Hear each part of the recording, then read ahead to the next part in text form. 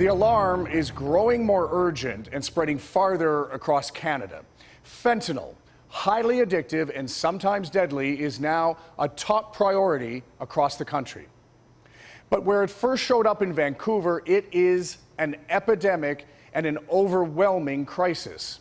So in this special full edition, W5's John Woodward and the CTV News Vancouver team hit the streets with doctors, first responders, social workers and addicts for a first-hand look at the crisis and the often desperate search for solutions.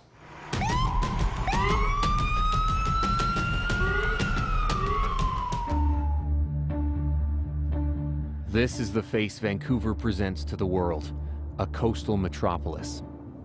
But roughly 2 kilometers from the bright lights of the skyscrapers is a neighborhood wrestling with darkness, the downtown east side.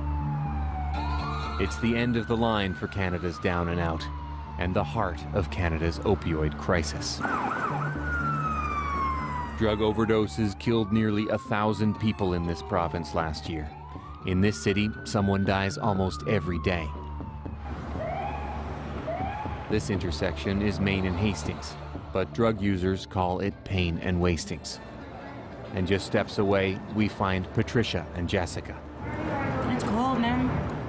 They've invited us into their world to witness their nightly routine, shooting drugs. Except for the wind. Patricia is 32. She calls this area home. She's a mother of 4, but she hasn't seen her kids in a while. Kids? They're 11, 10, 9, and 4.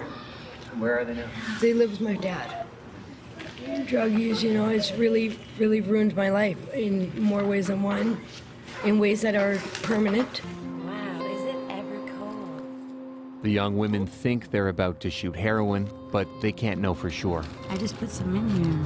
Actually, there should have been stuff. Synthetic opioids are being cut into street drugs all across Canada. They are incredibly strong and very cheap. Here, what they think is heroin is more likely to be one of its much more powerful cousins, fentanyl or carfentanil. Drugs tainted with a dose of carfentanil as small as a single grain of salt can kill. Give me your goddamn Narcan, kid. Someone's Seriously, dying. I've heard no word of a lie. I have legitimately... No, this is for my life. I have legitimately, yes, heard people turn down their Narcan kit and say, no, I'm sorry. Like, too bad this life's living today. They joke about Narcan, the opioid antidote that could save their lives. Doesn't it bother you that you could be overdosing in the next one? You don't know what's in it? Oh, absolutely. It petrifies me. So why keep doing it? Okay, I don't know how better I can describe this, but you know how you would never hurt your children? Like, I would never hurt my children. I love them more than I love myself. I love them more than anything in this world, and I would do anything for them. That's how hard it is to come off of this drug. Sorry, okay? Patricia remains calm, but whatever Jessica has put into her system is taking hold. How long have you been using? I've been using heroin for about 2 years. 2 years, with 4 months of that was clean time. So it's been a pretty rough couple of years for myself. I was homeless for most of the time. I lost my husband for 13 years. So that was really hard. Go ahead, hon. I made a big ass mistake. Think I turned something, but hey. Jessica's behavior is becoming erratic. Her body is contorting. She's losing control over her movements. Like, I've seen grown men overdose in front of me off the same shot that I just did. But the way the heroin is and where it's cut, you don't know how much you're getting. It's an uncomfortable scene, but this is normal for Patricia and Jessica. This is the reality of street drugs. Fentanyl has found its way into knockoff prescription painkillers, into party drugs and cocaine. People are overdosing across the country. And it's not just killing addicts, it's killing teenagers in suburban neighborhoods just out to have a good time. Overdoses killed at least 1,400 Canadians last year. Unprecedented numbers in what has become a coast-to-coast epidemic. A real-time crisis is unfolding, an all-time high in the number of drug overdoses. She went from being perfectly healthy to found dead on the family's bathroom floor. You take just a couple of grains too much and you're going to become a statistic. And those statistics are grim. On average, more than 2 people in this province die a day from an overdose. And in this city, it's likely that someone will die tonight. A reality paramedic, Brian Twaits, knows all too well.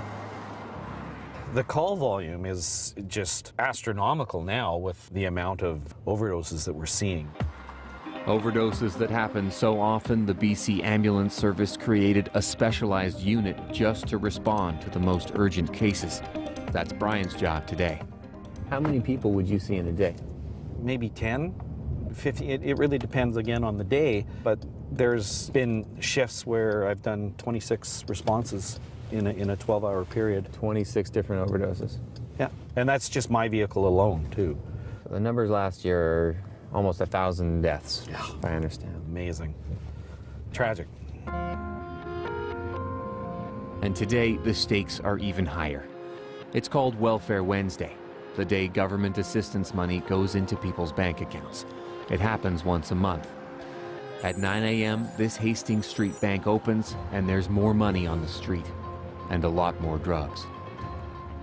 For Brian Twaits, Welfare Wednesday means a 40% increase in call volume, meaning today he's much more likely to be called to an overdose that kills. It stops you from breathing. And sometimes, especially with the potency of like the fentanyl that's coming out into the streets, it's instantaneous. You know, for somebody who's never seen it before, it's frightening. They're blue because they're cyanotic due to the lack of oxygen. They're not breathing. It looks like they're trying to breathe. They're gasping. They're completely unconscious. And the big thing is their brain cells are dying. It's just like holding your breath for that long. You bet. Exactly. So when they stop breathing, they've only got, what, a few minutes? Well, depending on the books you read, 4 to 6 minutes until you can, lapse into cardiac arrest. It's a frightening scenario playing out all over Vancouver. – 11 a.m. Paramedics respond to a call. A young man isn't breathing. It's an overdose. Martin Gaudette saw it happen. This is the first time I'm meeting this guy, so to see him overdose like that, it's devastating. A close call, but paramedics got there in time. The patient brought back from the brink with Narcan. That's the heroin antidote. But it didn't come from the paramedics. It came from other people on the street. I have saved up to 4 lives already, myself. It's not an easy job. How did you save them? I injected Narcan. Martin is among many who carry their own Narcan kits to save other lives, and maybe one day his own. Martin is a user too. I use fentanyl, I use heroin, which is a big part of my life. I have OD'd once, yeah. That's how I lost my leg. My leg was run over by a bus. Why do you use fentanyl when you know it could kill you? It's like a warm hug.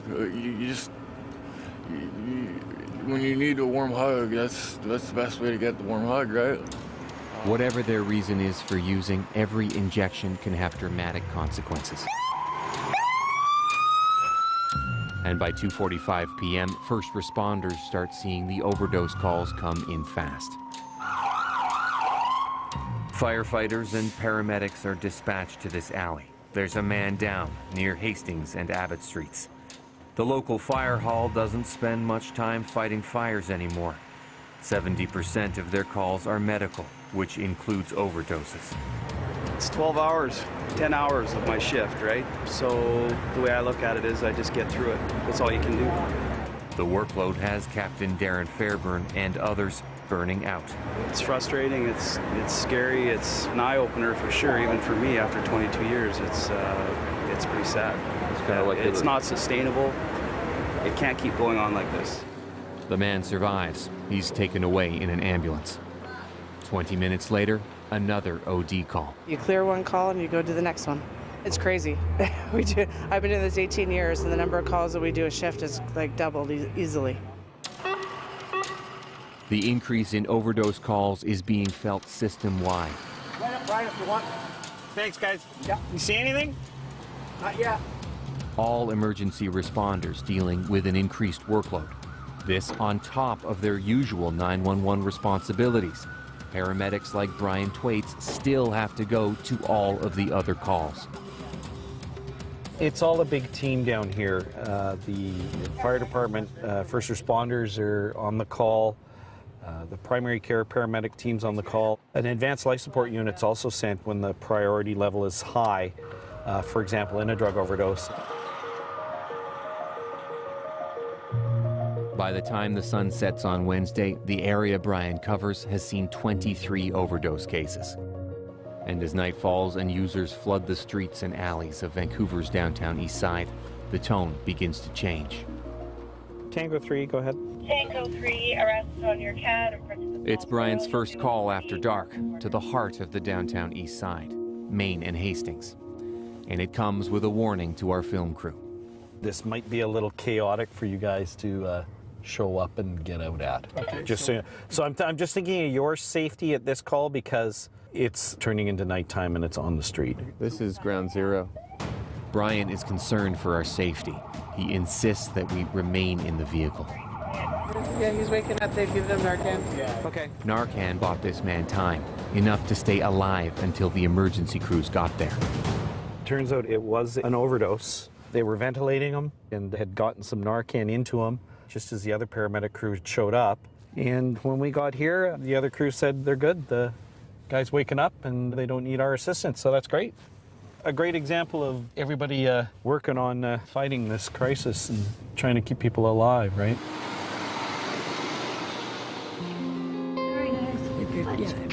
But off the street and in the dark alley, tucked away from the busy streets and the eyes of the community, it's just us watching Patricia and Jessica. Oh, sorry, Miss. They've injected drugs, and things are going from bad to worse for Jessica. How's it going? Can we take a lean? Jessica's drug trip is taking a turn. She's twisting, dancing, flailing. She's losing control. I've never flailed ever in my drug addiction.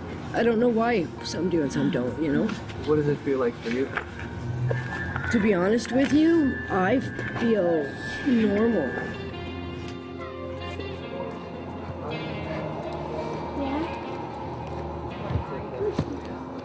And then it gets even worse for Jessica.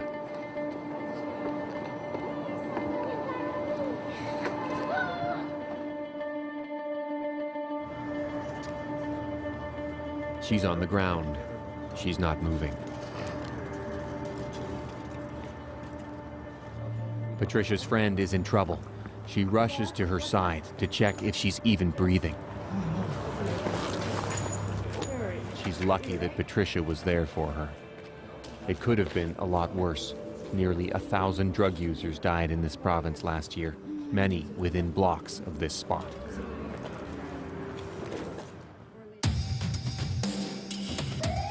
The relentless calls for help. We're going to another overdose. For frontline caregivers. Hey, Sport, how you doing? When W5 continues.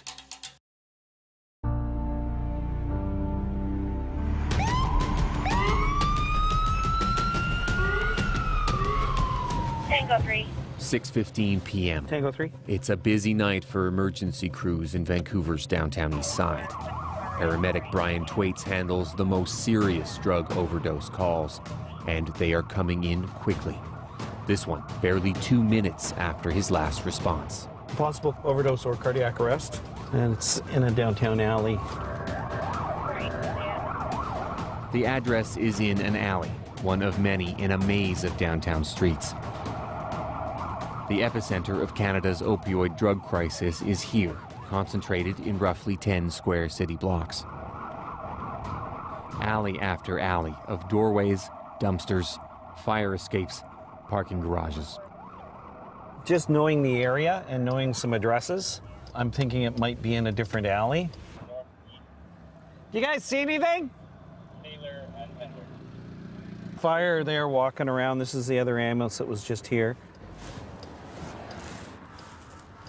Gets to be a little bit of a hunt, doesn't it? Yeah. Right? And a lot of the time you have people who don't know where they are. And that makes things difficult. The alleys can be confusing. In the darkness, the crews are having trouble finding their patient. Because this is a little spot where guys like to go and hide. Tango 3. I've done the alley, and I don't see anything here either. With no sign of a patient, the search is abandoned. There are more lives to save. And minutes later, another call. We're going to another overdose. It's on the street.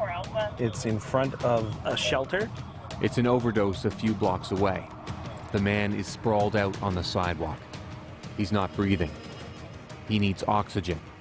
And if he doesn't get the antidote Narcan, he could die. This man saw him collapse. They ran to him and helped him. Narcan. That's just what you got to do. You got to be quick. It's a reflex. But the man is still unconscious. The situation is critical. The drugs in his system could still do a lot of damage. So it looks like it's an active resuscitation. That's why dispatch has called for Brian's expertise. Hey guys. His eyes are open with me. Okay. Narcan about 5 minutes ago. The team works to revive him. His stats are up at 98 too, so we're all good there. His eyes finally open. Hey sport, how you doing? Let's go. He's conscious, but he still needs urgent care. So the crew loads him on a stretcher. Brian hands him his belongings. Hey my friend, there's your glasses, don't lose those. The fellow had taken some narcotics and had become unresponsive. I'm not quite sure if he got some bystander Narcan, but when we arrived, the other paramedic crew was already here, and they had given him some more Narcan. And fortunately, he wasn't down enough where he needed to be ventilated. So they were able to stimulate him to breathe enough and give him high flow oxygen, and he was awake. So when we actually arrived, his eyes were open and he was looking around. So a good outcome for him, luckily. You know? And what's the next step for him? They're going to run him up to the hospital or to the MMU. The MMU, or Mobile Medical Unit. It's a MASH unit, a field hospital that can fold up and be transported to any emergency, just like one you would find used by the military. Rather than bringing patients to the hospital, Vancouver Coastal Health is bringing the hospital to the patients. Right now, the MMU is on Hastings Street in the heart of Vancouver's downtown east side. Dallas was brought here after he overdosed. Apparently, I was out. I couldn't breathe for 5 minutes or so. So after that, I feel really tired and a little bit stoned, but pretty worn out right now. Yeah, no doubt. Do you know what it was that you took? Heroin. Do you think that's all was in it? No, I'm pretty sure there was fentanyl in it. Like, were you ready to put that in your system? No, I wasn't ready. At first, I didn't know what it was, and until I found out what it was, and I really wanted to stop, but I couldn't. It's really bad. That's what I'm here for, trying to get some help. Help from addiction specialists like Dr. Susan Burgess. She consults patients like Dallas once the nurses stabilize them. Burgess wants to get Dallas into addiction treatment. But with fentanyl, she knows even if he gets in, the odds are stacked against him. People who were stable are going off their opioid substitutions. And we have discussions with them and, are you worried? No, I kind of really like this. Even though they're a mess, they're homeless, they're going to die unless something changes. So, what makes this risk so severe? Just the power of the particular substances. I kind of say goodbye in my heart to my patients after I see them anytime, people are dying down here anyway. They're just dying more quickly now. It's now 6:50 p.m. It's paramedic Brian Twait's fifth call in an hour and a half. This one comes in as a possible cardiac arrest, which means a possible overdose. These overdoses, quite frankly, they look dead. So it will get defaulted to a cardiac arrest call because we're not certain. Hey guys. A woman is down. Paramedics try to stabilize her with a Narcan injection. Think she'll wake up for you? Hello. Hi.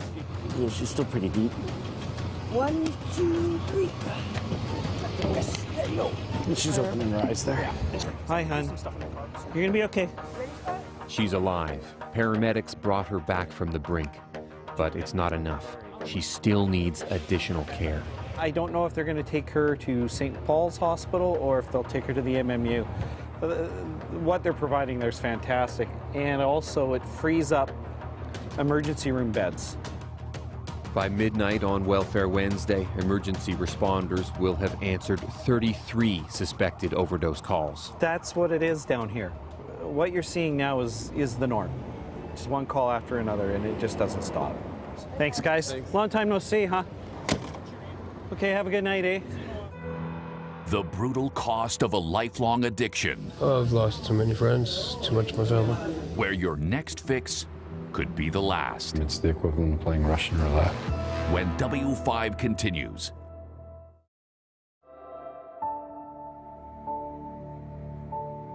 Welcome back. Well, we've seen how the fentanyl epidemic is crushing first responders in Vancouver. Now, the desperate search for solutions, some of which would have been unthinkable only a few years ago. W5's John Woodward continues our investigation.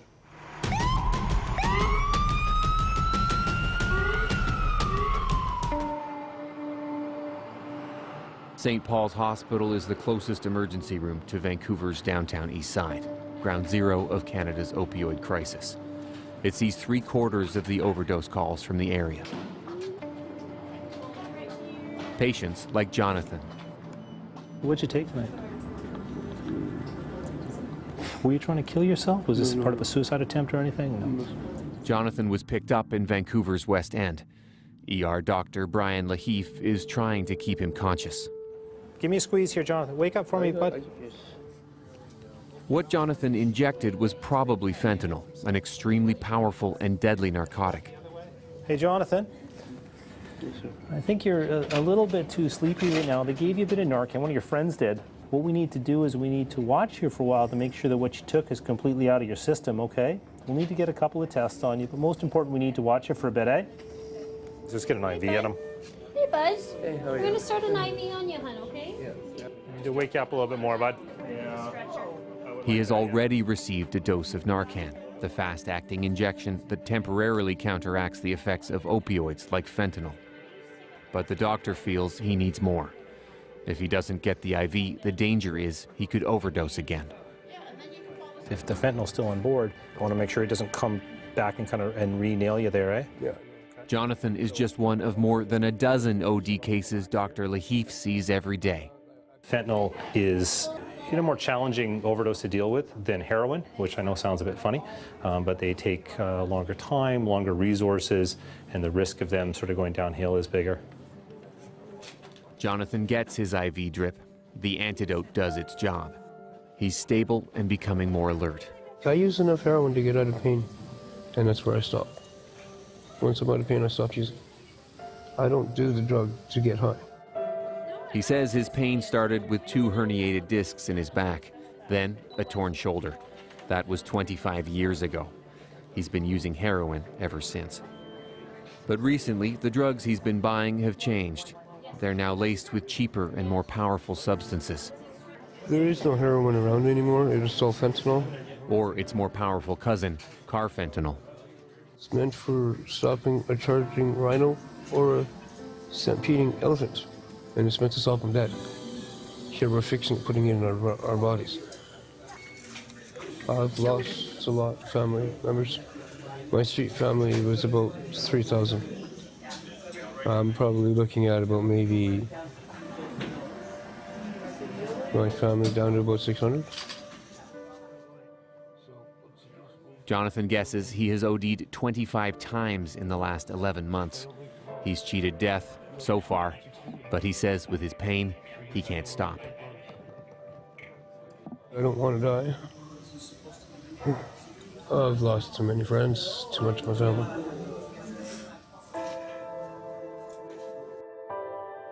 I mean, 1,000 deaths in BC last year related to opiate overdose. That's a pretty powerful statistic. Also, people use, and I think that you're living in kind of a false hope if you think, you know, even in different echelons of society, you think it's not going to affect you, even, you know, within 1 or 2 degrees of separation. And so I think it's closer to most people, I believe, than they would be comfortable with. Hospital drug overdose admissions in the region have almost doubled, from 4,000 visits in 2015 to 7,000 visits last year. The hospital, wrestling with the volume, has opened up a specialized addiction intake 1 floor above the emergency room doors. That gives patients like Jonathan the option for immediate addictions counseling and further care. Dr. Dan Calla is the head of the ER at St. Paul's. His unit faces this crisis every day. And what's causing it? Well, there's no question it's the product on the street. This new ultra-potent drug that, you know, the dealers can bring in from, I think most of it's coming from overseas, and it's highly concentrated, so they can bring small amounts and make a lot of money. It's a very short-sighted business plan when you kill your own clientele, though. And it seems it's so potent that if you even make a small error in the production of this pill, it could be fatal. Totally, 100%, yeah. There's no room for error with this drug. If you're alone and you use every time, it's the equivalent of playing Russian roulette. How bad is this crisis? You know, in a scale, it's comparable to the AIDS crisis of the 80s. In fact, it's more than 3 times worse. At its peak, AIDS claimed 267 lives a year in BC. Last year, overdoses killed 922 people. Things have been bad here for a long time. Over a decade ago, authorities started Insight, a supervised injection site that got an exemption from federal drug laws. Nurses here watch users inject drugs and take action if anyone overdoses. It's so popular, there are often lineups, and sometimes people like Clayton seek other options. I've overdosed before. Luckily, my friends were around, but what happens if they're not around, right? An attitude like that has kept Clayton alive for 5 years. So what brings you here today? To stay clean, right? It's dirty outside, and it's a safe place. I always know in the back of my head that if anything does happen, I'm safe here, right? He's come here to what's called the pop-up tent. It's like a safe injection site, but there are no nurses. Unlike Insight, volunteers watch over users, looking for signs of possible ODs and intervening when necessary. Users bring in their own supply of drugs, sit down at tables, and inject.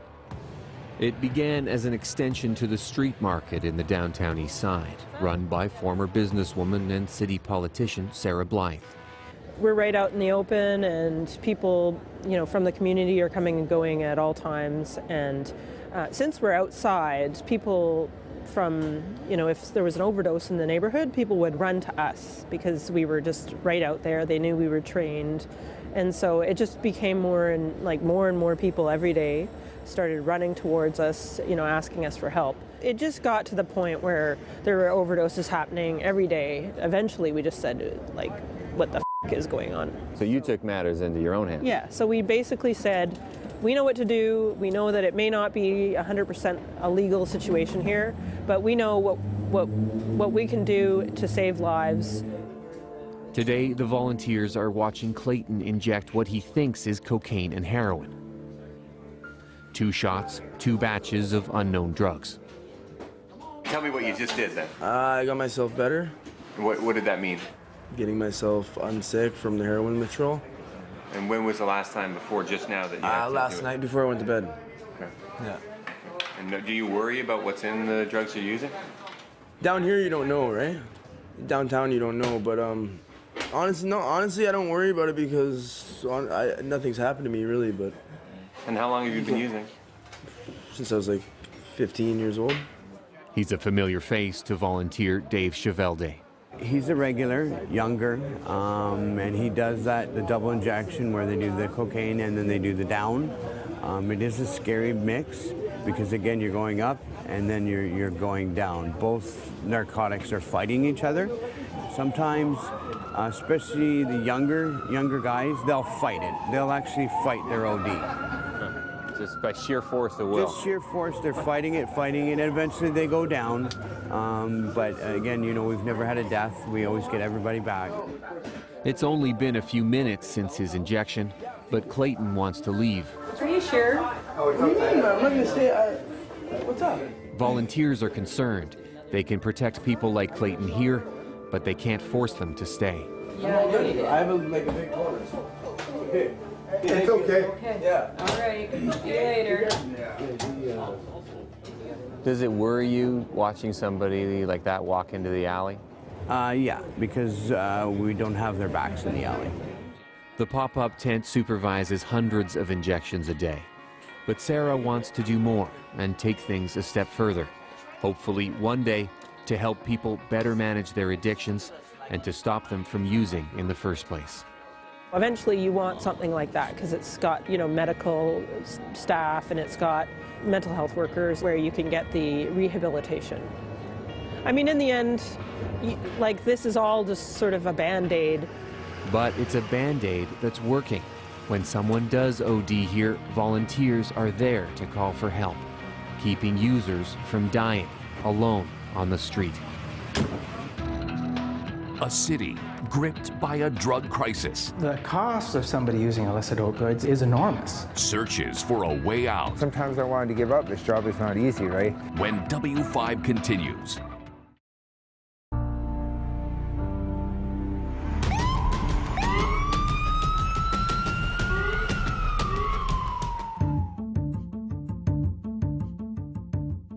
The alleys of Vancouver's downtown east side.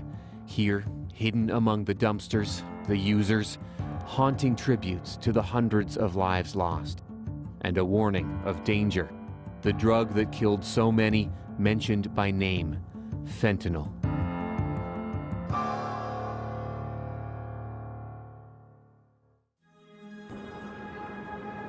Nick is part of a unique cleanup crew called Spikes on Bikes.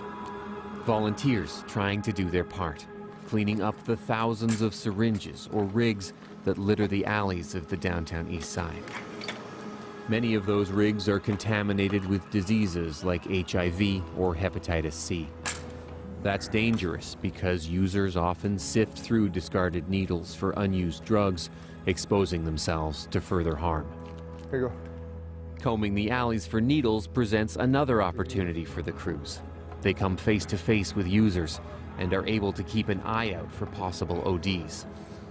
They're trained in emergency first aid and how to use the opioid antidote drug, Narcan. It just blocks it, and it's only temporary, too. They come about in 5 minutes.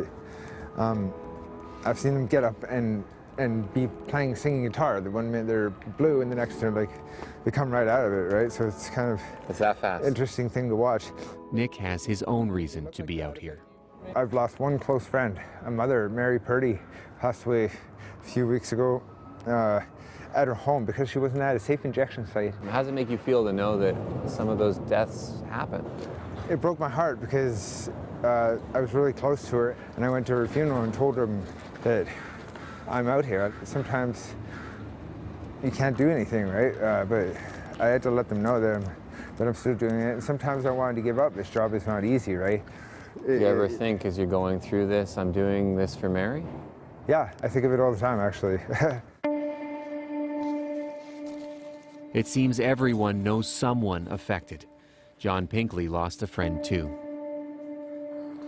This used to be Pinkley's home only 2 years ago, a tent city that has since been abandoned. There was a time when I was fixing and I was living in a tent and I wasn't sure what I really wanted anymore. I was tired of everything. He was homeless, spending his days and nights hustling to feed his habit. He tried to quit, but nothing worked. In this alley behind the Regent Hotel, something changed. A close friend named Joe died of an overdose on these steps. His life paralleled mine so close. And, there, for the grace of God go I could have been me. Because I was in this alley 6 months previous to that. I'd reached that point where I just didn't care anymore. How close do you think you came to being on this step right here, never getting up? I've come close. Do you miss Joe? Yeah, I miss him. John knew he could have been next, and he needed help. He was accepted into an innovative program at the Crosstown Clinic. Morning. Here, he doesn't have to inject in alleys. There's no risk of fentanyl. Thank you. He doesn't have to guess what's in the syringe. Not anymore. John is using heroin legally. Medical-grade prescription heroin, paid for by the government. And he credits it with saving his life. It has 3 syringes in it. There's one for the morning, and one for at lunch, and one for the evening. And they're spaced apart so that my body gets the most out of the drug before I have to do another shot before I start to feel withdrawal symptoms. John injects the prescription heroin himself. He visits 3 times a day and receives just enough heroin not to get high, but to fend off the symptoms of withdrawal. And he'll probably be on this drug for the rest of his life. Crosstown is the only clinic in North America offering medical-grade heroin to chronic users. Patients are carefully vetted. It's a last resort. The program is only available to long-term users like John, who have unsuccessfully tried other options, like opioid replacements and counseling. Probably you've all experienced that. Dr. Scott McDonald runs the clinic, modeled on a similar program in Switzerland. How do you know if somebody's going to benefit from treatment like this?